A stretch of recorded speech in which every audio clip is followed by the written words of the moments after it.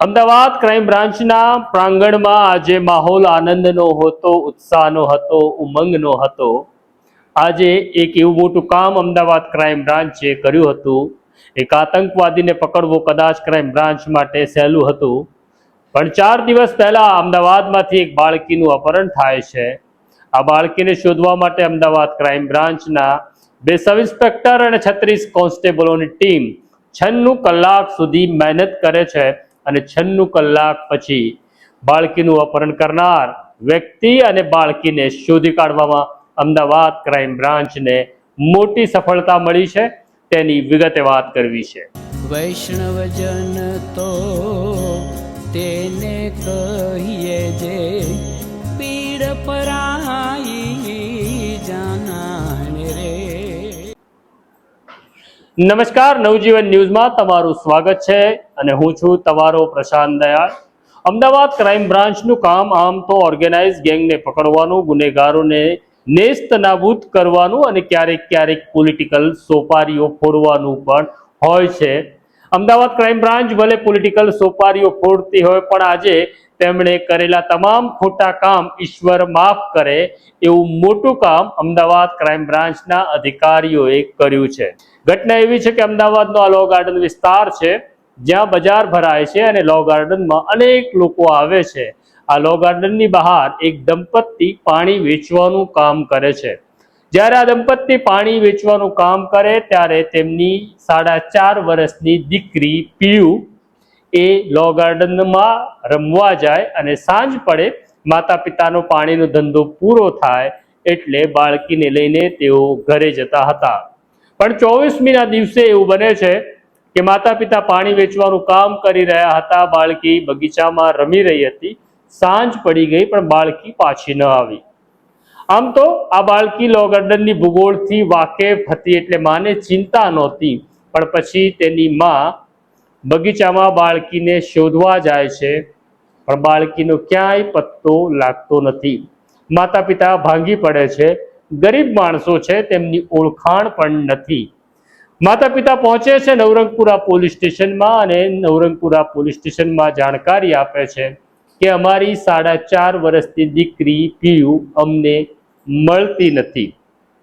આ ઘટના પછી ઝોન 1 ડીસીપી સ્કોડનો એલસીબીનો સ્ટાફ હરકતમાં આવે છે અને તપાસનો દોર શરૂ કરે છે। પણ બાળકીનું અપહરણ થયું છે એવો વાયરલેસ સંદેશ આખા અમદાવાદ અને ગુજરાતમાં વહેતો થાય છે, જેની નોંધ અમદાવાદ ક્રાઇમ બ્રાન્ચના deputy police commissioner Ajit Rajyan પણ લે છે।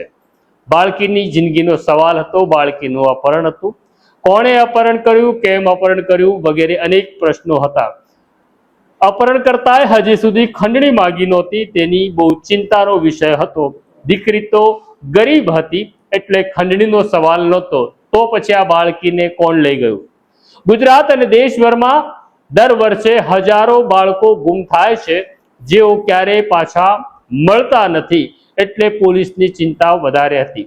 Deputy police commissioner Ajit Rajyan પોતાના તમામ પોલીસ ઇન્સ્પેક્ટરોની એક મીટિંગ તાકીદે બોલાવે છે અને કહે છે કે કોઈ પણ કિંમતે આપણે આ બાળકીને શોધી કાઢવાની છે। એટલે ક્રાઇમ બ્રાન્ચના પોલીસ સબ ઇન્સ્પેક્ટર ઓડેદરા અને રાવલને એક વિશેષ જવાબદારી ટાસ્ક સોંપવામાં આવે છે। તમામ પોલીસ ઇન્સ્પેક્ટરના સ્કોડમાંથી 4 માણસનો સ્ટાફ બોલાવવામાં આવે છે અને ટીમ કામે લાગે છે। આમ 36 માણસો, 2 સબ ઇન્સ્પેક્ટર અને 36 કોન્સ્ટેબલોની ટીમ, લોકલ ક્રાઇમ બ્રાન્ચની ટીમ કામે લાગે છે। લો ગાર્ડનના તમામ સીસીટીવી ફૂટેજ જોવાની શરૂઆત થાય છે। ક્રાઇમ બ્રાન્ચની સમસ્યા એવી હતી કે અનેક સીસીટીવી ફૂટેજ બંધ હતા, છતાં આ 36 માણસો, 2 સબ ઇન્સ્પેક્ટર રાત દિવસ જોયા વગર એક સીસીટીવી ફૂટેજ ચેક કરી રહ્યા હતા અને તપાસ આગળ વધી રહી હતી। જે સીસીટીવીમાં ફૂટેજ આવી રહ્યા હતા તે પ્રમાણે એક મહિલા સંદિગ્ધ હાલતમાં આ દીકરીને લઈ જતી દેખાય છે। તેનો અર્થ બહુ સ્પષ્ટ હતું કે બાળકી ગુમ થઈ નથી, બાળકીનું અપહરણ થયું છે। આ સ્ત્રીને શોધવા માટે એક પછી એક અમદાવાદ શહેરના 500 કરતા વધુ સીસીટીવી ફૂટેજ પોલીસ તપાસી રહી હતી, ત્યારે ખબર પડે છે કે આ સ્ત્રી લો ગાર્ડનથી બાળકીને પકડી તેની આંગળી પકડી તેને ચાલતી ચાલતી અમદાવાદના મીઠાખળી સુધી આવે છે અને ત્યાં મીઠાખળીના એક બગીચામાં આ દીકરીને લઈને બેસે છે. ત્યાર પછી આ દીકરીને લઈને મીઠાખળી અંડરપાસમાંથી નીકળી તે નટરાજ સિનેમા પાસે પહોંચે છે અને બસ સ્ટેન્ડ ઉપર આખી રાત રોકાય છે. એ પણ સીસીટીવી ફૂટેજમાં મળ્યું હતું. ત્યાર પછી એક ઓટો રિક્ષા બીજા દિવસે આવે છે, જેમાં તે ઓટો રિક્ષામાં બેસી આ દીકરીને લઈને એલિસ બ્રિજ પાસે પહોંચે છે, જ્યાં રવિવારી બજાર ભરાય છે. પોલીસ ત્યાં સુધી પહોંચી ગઈ, પણ પછી બધું જ ગાયબ થઈ ગયું હતું. હવે એકમાત્ર આધાર હતો કે જે ઓટો રિક્ષામાં આ અપહરણકર્તા સ્ત્રી દીકરીને લઈને આવી, એ ઓટો રિક્ષાને પોલીસે શોધવાની હતી.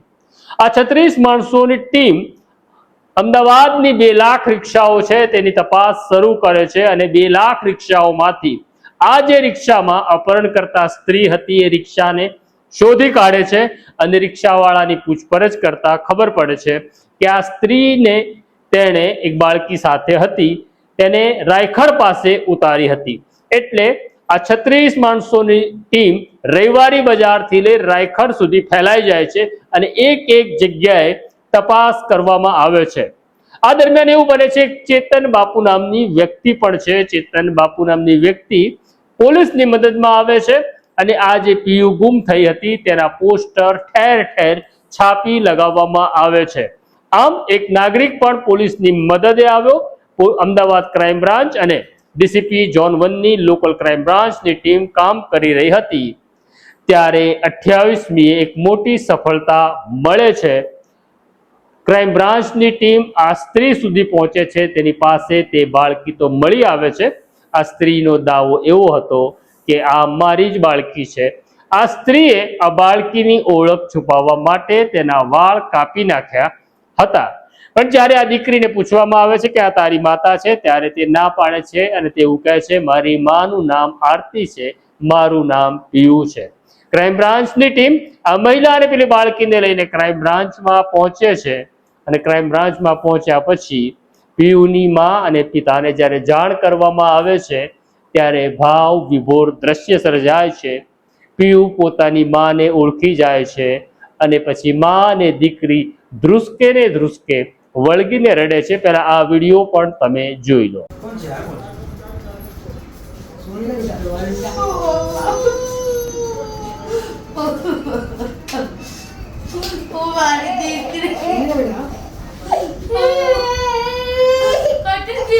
मम्मी छोड़े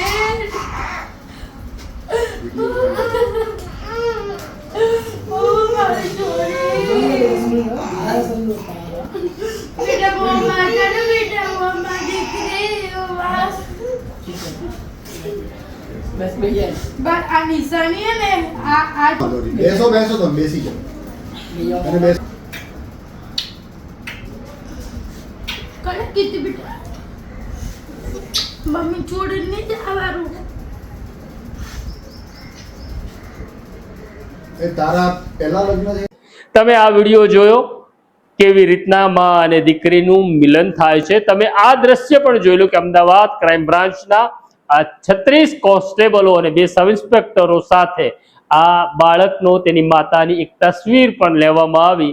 અમદાવાદ ક્રાઇમ બ્રાન્ચમાં ઉત્સાહનો માહોલ ખરેખર હતો અને ખરેખર અમદાવાદ ક્રાઇમ બ્રાન્ચે બહુ મોટું કામ કર્યું છે.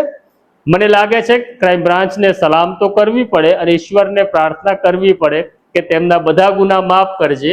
કારણ ક્યારેક ક્યારેક આવા સારા કામો પણ થતા હોય છે અને તેમાં પણ એક ગરીબની બાળકીને શોધવામાં આ દરેક પોલીસ કર્મચારીએ એવું માની લીધું હતું આ મારું બાળક છે અને મારે મારા બાળકને શોધવાનું છે.